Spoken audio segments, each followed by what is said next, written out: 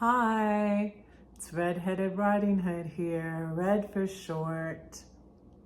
I'm going to read you William Barclay's Daily Celebration. It's another good one. Mind over matter. I once read an article by a journalist called Bertram Jones on cramp, like cramps you get in your legs and stuff. I suppose that most people at one time or another have experienced that stabbing pain when a muscle knots, often when we are lying in bed. I used to get these. I'll tell you what I did. This is so good. Now, it seems that no one quite knows what causes cramp, and it also appears that no one quite knows how to make it better. Different people have different ways of dealing with cramp, according to Mr. Bertrand Jones, and very interesting some of them are. Sounds like Yoda. He's talking like Yoda. Dr. Roger Bannister, the first man to run a mile in less than 4 minutes, claims to have beaten cramp by carrying a small magnet around with him. A magnet. A Hampshire housewife takes a bag of corks to bed with her to beat cramp. A London man claims that barrel bungs are best. I had to look this up. I have it right here on my computer. A barrel bung is a stopper that closes the opening of a barrel to keep it airtight and prevent leaks or spills. Okay.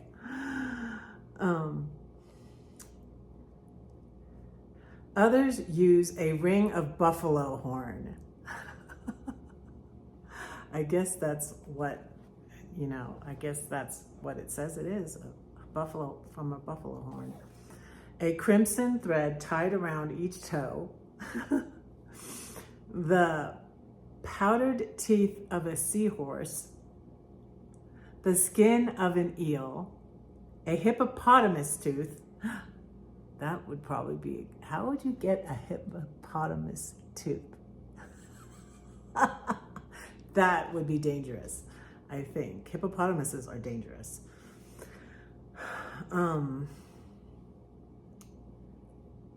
All of them claim that their own special method brings a cure. When you read things like that, you can almost think that you are back in the days of magic and spells. But all this is just another example of the universal fact that if you think a thing is going to do you good, it will do you good. And this brings us back to the fact that the cure is in the mind, not in the body. Now, all this adds up to what the Bible calls the necessity of faith. Faith just means that if you believe that a thing can be done, then it in fact can be done. It often happens that a student finds some subject difficult to pass in examinations, not because it is difficult, but because he thinks it is difficult. Anyone who has, for instance, worked with choirs knows how a choir will get a mental stagger at a bar or two of music, not because it is really difficult, but because they made themselves think that it is difficult. This all means that life is built on faith. It is the truth that with God, all things are possible. Matthew 19:26. To believe that a thing can't be done is the surest way never to be able to do it. To believe that a thing can be done is halfway to doing it. For when the mind is conceived, the body will follow. Oh, my goodness, this is so good. And it just happened to be on something I was thinking on also because of something I watched yesterday. And because of a discussion on my Raising Health Facebook group, they were talking about near-death experiences.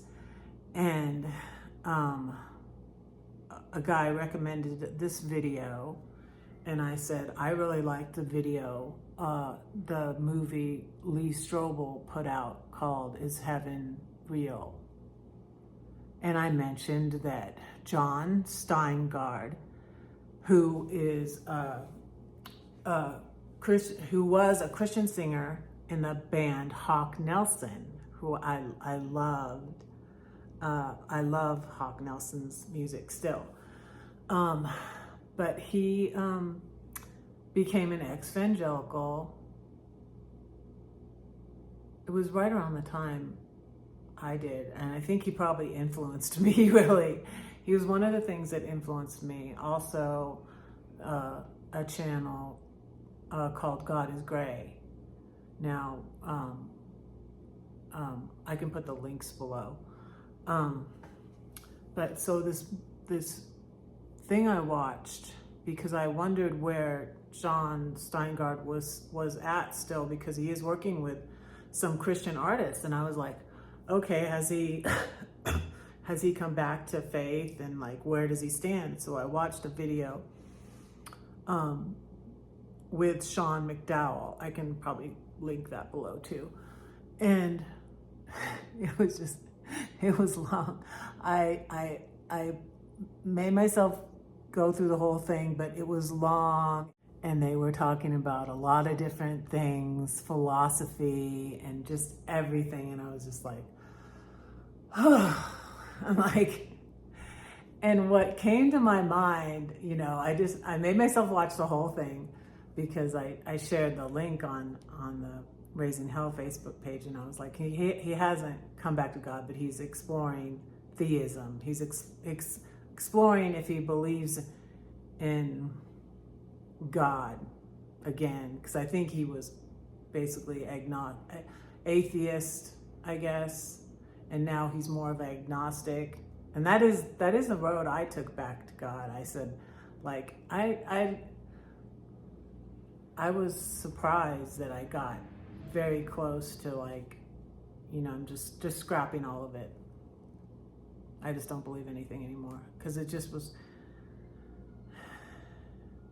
But what I came back to is I desired to believe. I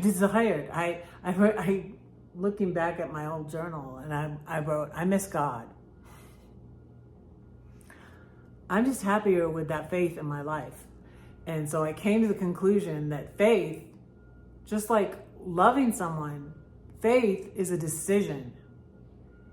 You know, I think if you're going to have hope too, faith, hope, love, like in 1 Corinthians 13, but the greatest of these is love. It's all a decision. Do you want to have faith? Do you want to believe? You know, and you can go, to me, it was just a bunch of gobbledygook, this video with John Steinberg and Sean McDowell. It's just a bunch of, you know, you can believe this, you can believe that, you can believe, you know, and this guy believes this, and this expert believes that, and this philosopher believes this, and this scientist believes that, and they studied octopuses, and octopuses have more than one brain, and I'm just like, yikes. My head is going to explode. It's just, faith is the substance of things unseen. Look in Hebrews 11. And it's a decision. And you want to know what it was funny when I thought about what I did for my cramps, because I used to get them, especially when I was pregnant. And I did start running for a time when I started gaining back the weight, because I lost like 40 pounds in 2008. When I started, and it came back on slowly, but when it started coming back on right around like 2012, 2013, I started running. And so then I would get cramps too. But I read something that was about acupuncture, and I would pinch my lip.